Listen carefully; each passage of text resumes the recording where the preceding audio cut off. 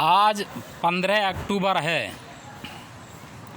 मैं हरिओम तिवारी, संस्थापक, पूर्व अध्यक्ष, वरिष्ठ नेता, जनसंग्राम पार्टी, भारत के महामहिम राष्ट्रपति माननीय राष्ट्रपति जी से मैं निवेदन करता हूं क्यों कि वे भारत के प्रथम नागरिक हैं, यानी वो नागरिकों के सर्वोच्च हैं। भारत की जो सरकारी अंग हैं, जब वे किसी बात को नहीं सुनते हैं, नहीं उस पर ध्यान देते हैं, तो वो एक ही संस्था है राष्ट्रपति, जिसके पास जा कर के हम फरियाद कर सकते हैं। राष्ट्रपति भारत का जो होता है वो कार्यपालिका का, विधायिका का, न्यायपालिका का, प्रशासन का, सेना का प्रमुख होता है। क्यों कि वह जनता का प्रमुख है, प्रथम नागरिक है। वह नागरिकों का अघोषित अनिर्वाचित नेता है। और राष्ट्रपतियों की ये परंपरा रही है कि वे भारतीय जनता की तरफ से जनता की जो बात होती है वो सरकारों के सामने अवश्य रखते हैं। तो मैं आज अपनी तरफ से राष्ट्रपति महोदय से निवेदन करता हूं कि भारत का मुसलमान अल्पसंख्यक नहीं है, इसको अल्पसंख्यक के जो अधिकार दिए जा रहे हैं वो सब यथाशीघ्र समाप्त किए जाएं और भारतीय मूल का जो समुदाय है उसे बराबर का अधिकार और सम्मान दिया जाए।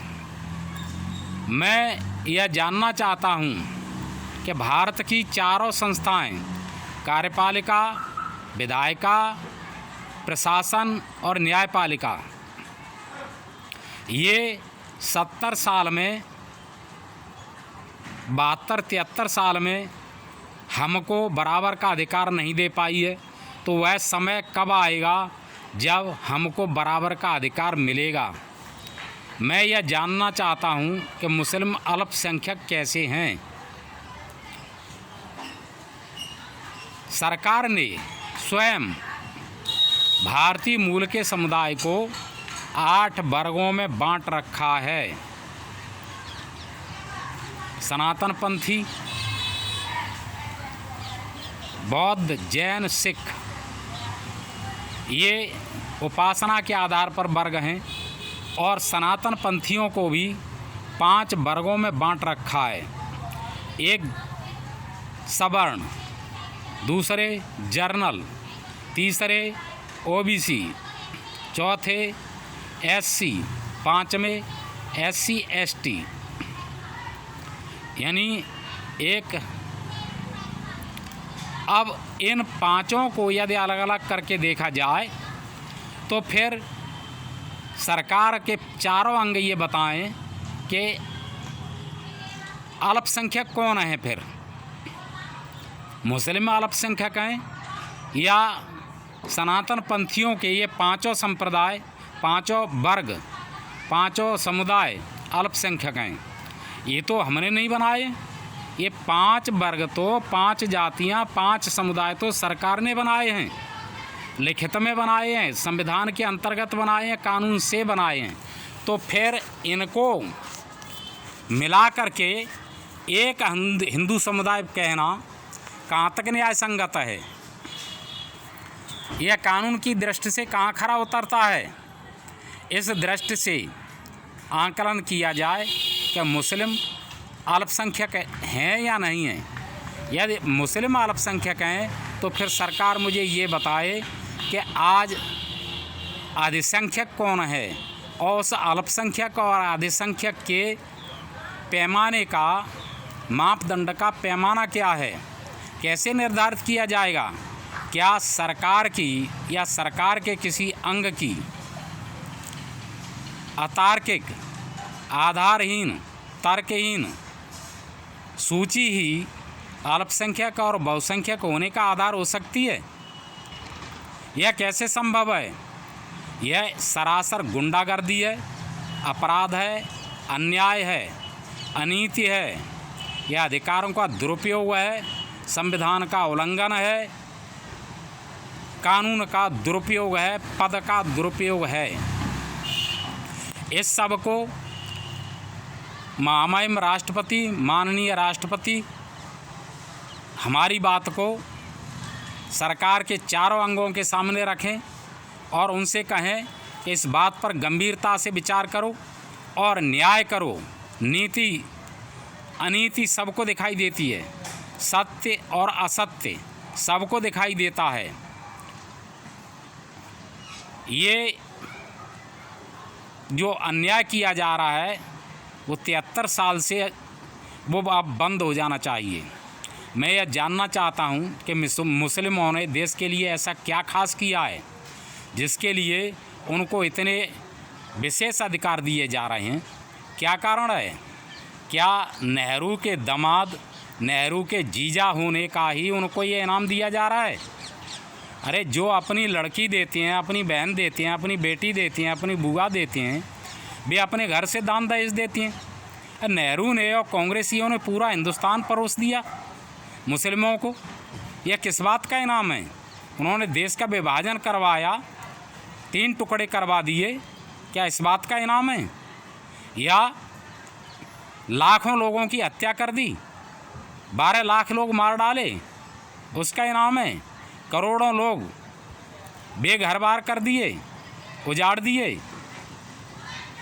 खदेड़ दिए, इसका इनाम है? या लाखों लोगों का बलात्कार किया, उसका इनाम है? किस बात का इनाम दिया जा रहा है? ये तत्काल प्रभाव से बंद किया जाए। यह गुंडागर्दी है, अपराध है, कानून का दुरुपयोग है, पद का दुरुपयोग है। आज कानून व्यवस्था, पद, न्याय पालिका पर ऐसे लोगों का अधिकार है, अन्यायियों का, तो इनकी न्याय की और नीति की परिभाषा है। जब किसी और का होगा तो उसकी न्याय और नीति की वह परिभाषा होगी जो होनी चाहिए। और उस स्थिति में जो आज सरकार में बैठे हैं या पहले बैठे थे, प्रशासन में जो बैठे हैं या बैठे थे, विधायिका में जो बैठे हैं या बैठे थे, न्यायपालिका में बैठे हैं या बैठे थे या आना चाहते हैं, इन चारों अंगों में वे सोच लें कि उनका क्या होगा। ये अपराध कर रहे हैं, कानून का दुरुपयोग कर रहे हैं, ये दंड के पात्र हैं, ये सज़ा और जुर्माने के पात्र हैं। इसलिए समय रहते ये अपनी कार्य पद्धति में सुधार कर लें, अन्यथा जैसा ये कर रहे हैं वैसे के लिए ही तैयार रहें। भविष्य में फिर ये न चिल्लाएं कि हमारे साथ ये किया जा रहा है, हमारे साथ वो किया जा रहा है। आगे वाली पीढ़ी उसी रास्ते पर चलती है जिस रास्ते पर उससे पहले वाले या पूर्वज चल के गए होते हैं। तो आज जो सरकार में हैं वे जो रास्ता बना रहे हैं, जिस रास्ते पर जा रहे हैं, हिंदू समुदाय के साथ जो अन्याय कर रहे हैं वैसा ही अन्याय उनके साथ किया जाएगा। इस बात को समझ लो। दूसरी बात मैं ये कहता हूँ कि हमें न्याय दो, बराबरी का हक, अधिकार और सम्मान, सहयोग दो, अन्यथा हमें जो है गुलाम घोषित कर दो और इस देश को मुस्लिम राष्ट्र घोषित कर दो। तो हम अपने सीने पर पत्थर रख लेंगे और ठंडी सांस लेकर के जिएंगे या आत्महत्या करके मर जाएंगे कि हमारे भाग्य में ऐसा ही लिखा है। या फिर तुम लोगों के सीने पर पैर रख करके, इन लोगों के सीने पर पैर रख करके जो हमारे साथ अन्याय रख रहे हैं, हम अपना न्याय हासिल करेंगे, अपना हक, अधिकार, सम्मान हासिल करेंगे। इन बातों को मैं इसलिए कह रहा हूँ कि मैं बहुत ज़्यादा दुखी हूँ और मेरे लोगों के साथ अन्याय हो रहा है। आज भी हम यदि बराबर के हक, सम्मान और सहयोग के अधिकारी नहीं हैं तो वो समय कब आएगा जब हमें ये अधिकार मिलेगा। जय हिंद। आप सभी लोगों को नमस्कार। मैं राष्ट्रपति महोदय से फिर निवेदन करता हूं कि हमारी इस बात को वह सरकार के चारों अंगों तक अवश्य पहुंचाए। जय हिंद।